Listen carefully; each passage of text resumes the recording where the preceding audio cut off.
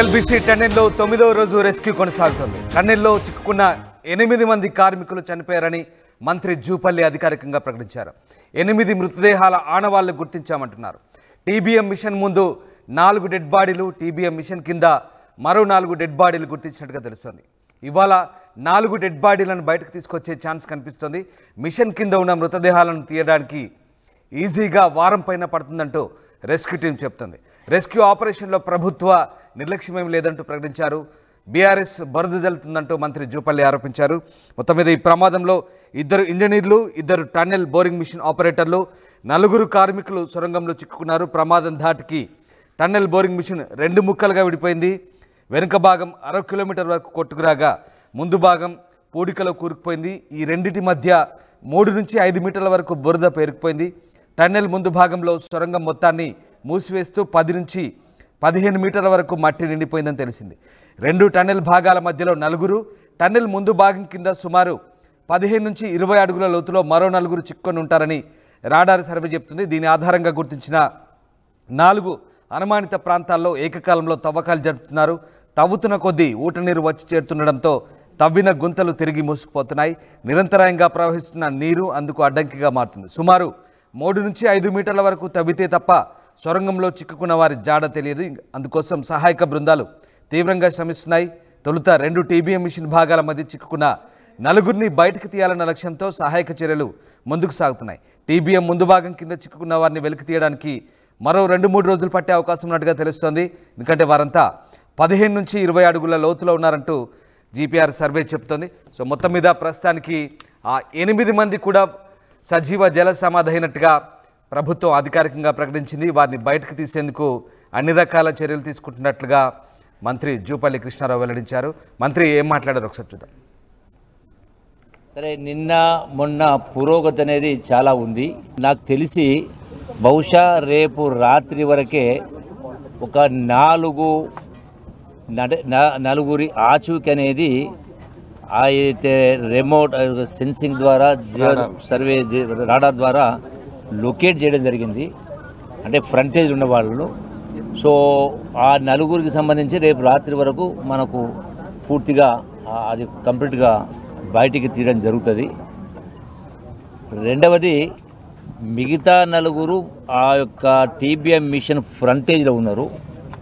So దానికి సంబంధించి వాళ్ళ అక్కడ 24 అడుగుల మేర బురద మట్టి అట్లాగే ఉన్నది. సో దానికి ఇంకొక రోజు ఎక్కువ సమయం పట్టవచ్చు, కొంత సమయం పడుతుంది. అయితే ఈ యొక్క ఆ టీబీఎం మిషన్ మొత్తం కట్ చేయాల్సి వచ్చింది. అంటే సుమారుగా 450 అడుగుల సుమారుగా నిడివైనటువంటి మొత్తం ఆ మిషనే టన్నల్ ఎంత వెడల్పు ఉంటుందో అంత లోపలికి ఉన్నది టోటల్గా, అంటే అంత లెంత్. సో వాటిని కట్ చేయడం అనేది చాలా వరకు ఆ పార్ట్ కాడికి ఏదైతే కొట్టుకొచ్చిందో ఆ మిషన్ కటింగ్స్ అనేది పెద్ద ఎత్తున పని జరిగింది. ఇట్ సేమ్ టైం ఎక్కడైతే ఆ యొక్క ఆ 4 ఆచూకీ పలానా దగ్గర అంటే ఉన్నట్టుగా గుర్తు జరుగుతుందో అక్కడ సపరేట్గా అక్కడ మాన్యువల్గా మనుషుల ద్వారా కూడా మళ్ళీ తవ్వడం జరుగుతూ ఉంది. కొంత తవ్వడం కూడా జరిగింది. అది బహుశా రేపు మధ్యాహ్నం సాయంకాలం వరకు అది పూర్తయితే మనకు ఒక రిజల్ట్ అనేది వస్తుంది. ఆ 8 మందిని రక్షించడానికి పోయినటువంటి 150 మంది రిస్క్లో పడవద్దు కదా. ఎందుకంటే అక్కడి నుంచి ఏదైతే భూమి పొరల నుంచి ఏముందో తెలియదు. సో ఆ రిస్క్ తీసుకోకుండా ఉండడం కోసము కొంత జాగ్రత్తగా ఆ రిపోర్ట్లు, సర్వేలు, ఆ రాడార్ సర్వేలు ఇవన్నీ చేయడం మూలన సమయం పట్టింది. డెఫినెట్గా నాకు పూర్తి విశ్వాసం ఉంది రేపు సాయంకాలం వరకు ఈ 4 ఆచూకు సంబంధించి రేపు మనకు పూర్తిగా క్లియర్ అయిపోతుంది. సో మిగతా దానికి సంబంధించి ముందు ఎక్కడెక్కడైతే బాడీలు ఉన్నాయో అవన్నీ కూడా గుర్తించడం జరిగింది. వర్క్ చాలా ఫాస్ట్గా నడుస్తూ ఉంది. ఒకవైపు ప్లాస్మా కట్టర్స్తో కట్టింగ్ నడుస్తూ ఉంది. ఒకవైపు మడ్డును ఎక్కడ మన లోకోమోటర్ ఏదైతే ఉందో లోకల్ ట్రైన్ ఉందో లోకోమోటివ్ దాని నుంచి కూడా తీసుకొస్తా ఉన్నారు. కన్వేయర్ బెల్ట్ కూడా త్వరలోనే రిపేర్ అవ్వబోతా ఉంది. డీవాటరింగ్ బ్రహ్మాండంగా చేస్తూ ఉన్నారు. యుద్ధ ప్రాతిపదికన పనులు జరుగుతూ ఉన్నాయి. నేను అనుకుంటా, నాకు తెలిసినంత నేను కానీ మా మంత్రులంతా కూడా డిస్కస్ చేయడం జరిగింది. రేపు మధ్యాహ్నం వరకు ఖచ్చితంగా ఏదో రిజల్ట్ బయటపడుతుంది. దాంట్లో 2 ప్లేసులలో ఉన్నాయి. వాళ్ళు చెప్పిన లెక్క ప్రకారంగా ఒక దగ్గర 4 ఉన్నాయి, ఒక దగ్గర 2, ఒక దగ్గర 2. ఈ రకంగా ఒకవైపు అంటే పార్ట్ ఏ, పార్ట్ బి. ఈ పార్ట్ ఏలో ఉన్న చిక్కుకున్నటువంటి వాళ్ళు రేపు మధ్యాహ్నం వరకు 100కు 100% రిజల్ట్ వస్తుంది. ఆ దిశలోనే పనిచేస్తూ ఉన్నారు. 24 గంటలు పని. ఇక వారిని బయటికి తీసేందుకు 1000 క్యూబిక్ మీటర్ల మట్టిని తొలగించాల్సి ఉంది. దీనికి సంబంధించి అన్ని చర్యలు తీసుకుంటారు. మరోవైపు కన్వేయర్ బెల్ట్ పునరుద్ధరణ సంబంధించి కూడా పూర్తి స్థాయిలో చర్యలు తీసుకుంటున్నామని అధికారులు చెప్తున్నారు. ఇక మిషన్ కింద ఉన్న మృతదేహాలను కూడా బయటకు తీసేందుకు అన్ని రకాల చర్యలు కొనసాగుతున్నాయి. ఈజీగా మరొక 2-3 రోజుల నుంచి 4-5 రోజుల వరకు పట్టొచ్చంటూ అధికారులు చెప్తున్న పరిస్థితి. దాదాపు షిఫ్ట్కు 120 మంది చొప్పున పనిచేస్తున్న పరిస్థితి కనబడతా ఉంది. ఇక ఈ ఓవరాల్గా ఈ ఆపరేషన్ కోసం మొత్తం 18 ఏజెన్సీలు, 54 మంది అధికారులు, 703 మంది సిబ్బంది పనిచేస్తున్నారు. ఇంతమంది పనిచేస్తున్నా ఇప్పటికీ ఒక్క రాజు కూడా లభ్యం కాకపోవడం ఆందోళన కలిగిస్తోంది. సొరంగంలో చిక్కున్న వారు బతికున్నారా లేదా అనే అంటే 99% అవకాశం లేదంటూ ఇప్పటికే మంత్రి జూపల్లి కృష్ణారావు చెప్పేశారు. 1% బతుకుండే అవకాశాన్ని కొట్టుపారేయలేమంటున్నారు. మొత్తం 8 మందిని బయటకు తెచ్చేందుకు ఇంకా ఎక్కువ సమయం పట్టొచ్చంటూ నిపుణులు కూడా అంచనా వేస్తున్న పరిస్థితి. సహాయక బృందాలు నేరుగా ప్రమాద స్థలికి చేరుకోవాలంటే అందుకు సొరంగం మధ్యలో అడ్డుగా ఉన్న టీబీఎం మిషన్ భాగాల్ని బయటకు తరలించాలి. అందుకోసం ఆ భాగాలను ఎక్కడికక్కడ ముక్కలు చేస్తున్నారు. గ్యాస్ కట్టర్లు, ప్లాస్మా కట్టర్లు, అల్ట్రా థర్మల్ కట్టర్లు వినియోగిస్తున్నారు. సుమారు 120 మీటర్ల పొడవుండి టన్నుల కొద్దీ బరువుండే మిషన్ భాగాలను బయటకు తొలగించడం ద్వారా సహాయక బృందాలను సవాల్గా మారింది. అది ఇప్పటికీ పూర్తవుతుందో తెలియని పరిస్థితి. మంత్రులు మాత్రం 2-3 రోజుల్లో ఆపరేషన్ పూర్తవుతుందని ఆశాభావంతో ఉన్నారు. 8 మందిని బయటకు తీయాలనే లక్ష్యంతో ముందుకు సాగుతున్న పరిస్థితి కనబడతా ఉంది. సో మొత్తం మీద కన్వేయర్ బెల్ట్ పనిచేయాలి. అది పనిచేస్తే చివరి భాగం నుంచి ఇక శిథిలాల్ని నేరుగా బయటకు పంపవచ్చు. తొలగించిన శిథిలాల కింద చిక్కున్న వారి జాడను కనిపెట్టవచ్చు. ప్రస్తుతం కన్వేయర్ బెల్ట్ను పునరుద్ధరించే పనులైతే జోరుగా సాగుతున్నాయి.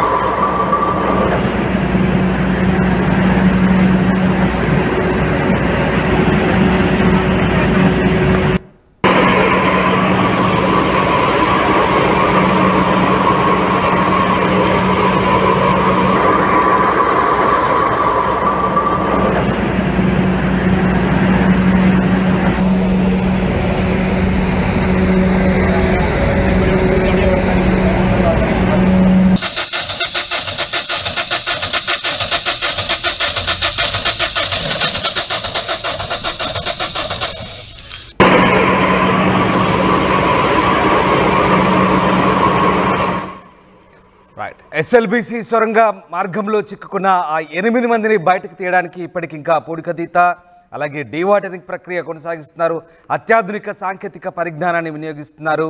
ఇక ప్రోబోస్కోప్ అలాగే జీపీఆర్ లాంటి పరికరాలను కూడా వాడుతున్న పరిస్థితి కనబడతా ఉంది. మరోవైపు ఆర్మీ, నేవీ ఇంకా ఇతర సంస్థలు, సింగరేణి ఇలా చాలా సంస్థలు పనిచేస్తున్నాయి. తీవ్రంగా శ్రమిస్తున్న పరిస్థితి కనబడుతోంది. సో ఓవరాల్గా ప్రస్తుతం ఆ బురద మట్టిని తొలగించే ప్రక్రియ అయితే ఇంకా కొనసాగుతుంది.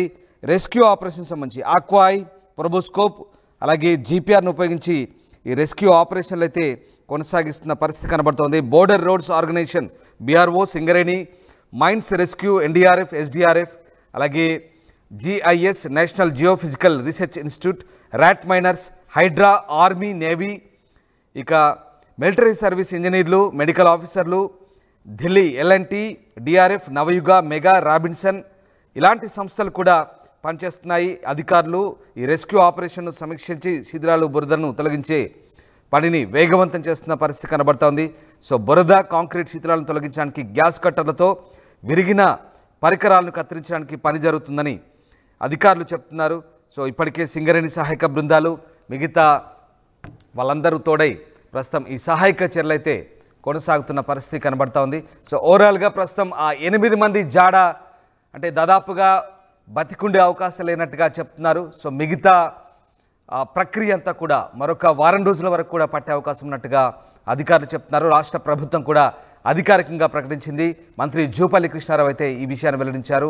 8 మృతదేహాల ఆనవాళ్లు గుర్తించినట్టుగా చెప్తున్నారు. టీబీఎం మిషన్ ముందు 4 డెడ్ బాడీలు, మిషన్ కింద మరొక 4 డెడ్ బాడీలు. ఇవన్నీ కూడా తీయడానికి తొలుత ఆ టీబీఎం మిషన్ శిథిలాలను అయితే పూర్తిగా బయటికి తీసుకురావాలి. తర్వాత పూర్తిగా డీవాటరింగ్ చేయాలి. అక్కడున్న పూడికతీతనంతా బయటికి తీయాలి. తర్వాతే ఆ ఆనవాళ్ళు ఏదైతే గుర్తించిన డెడ్ బాడీ ఆనవాళ్ళు బహుశా బతికుండారని చెప్తున్నారు. అవన్నీ కూడా బయటకు తీసుకొచ్చేందుకు మరొక వారం రోజుల పాటు ఈ ప్రక్రియ కొనసాగే అవకాశం ఉన్నట్టుగా మంత్రులు చెప్తున్నారు. సో మొత్తం మీద అలు పెరగకుండా శ్రమిస్తున్నారు. ఖచ్చితంగా మరికొద్ది రోజుల్లోనే రిజల్ట్ ఉండే అవకాశం కనిపిస్తోంది.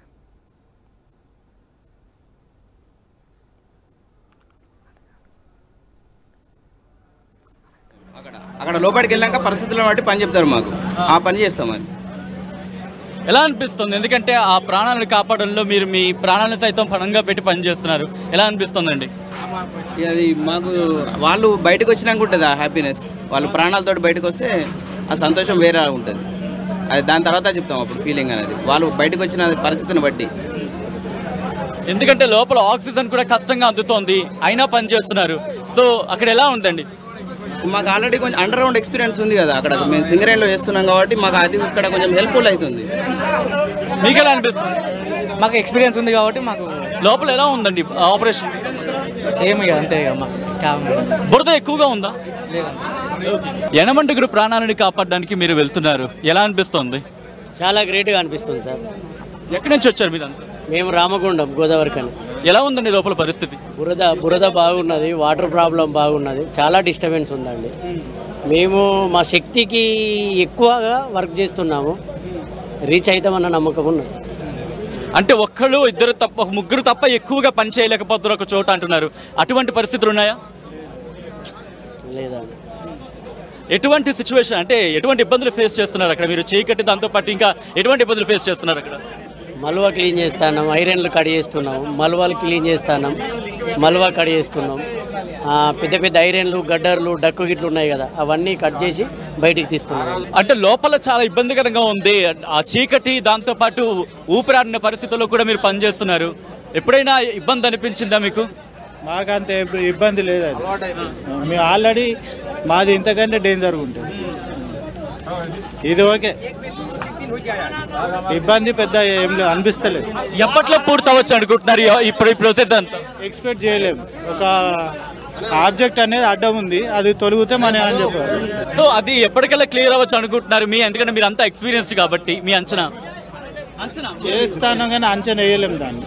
అది మీ చూడని కొత్త ఎక్విప్మెంట్, దానికోసం అంచనా చెప్పలేదు. ఇప్పుడు మీరు అంతా ఒకే షిఫ్ట్ లో వెళ్ళి అక్కడ పని చేయబోతున్నారా? 4 షిఫ్ట్లలో ఉన్నాం మేము, మొత్తం 24 hours రన్నింగ్ నడుస్తుంది. మీ ఫ్యామిలీతో మాట్లాడినప్పుడు ఏమంటున్నారు వాళ్ళు? వాళ్ళు అనేది ఏం లేదు, వాళ్ళు ఇష్టపడితే మేము ఈడికి వచ్చినాం, లేకపోతే రాకపోతే. ఎందుకంటే మేము కొన్ని వీడియోస్ చూసినప్పుడు వాళ్ళు భయపడుతున్నారు, లోపలికి వెళ్ళొద్దు అంటున్నారు రెస్క్యూ ఆపరేషన్స్ లో, కానీ మీరు మీ ప్రాణాలు తెగించి మరి వెళ్తున్నారు. భయం అనిపించట్లేదా? భయం అనిపించట్లేదా అండి? భయం అనిపిస్తలేదు, మేము చేస్తున్నాం ఇంతకంటే ఎక్కువ ఎక్స్పీరియన్స్ చేశాం కాబట్టి. మా సింగరేణిలో ఇంతకంటే ఎక్కువ జరిగిన యాక్సిడెంట్స్ ఉంటాయి, అలాంటివి ట్రీట్ చేసినాం, ఇది కూడా చేయగలుగుతాం.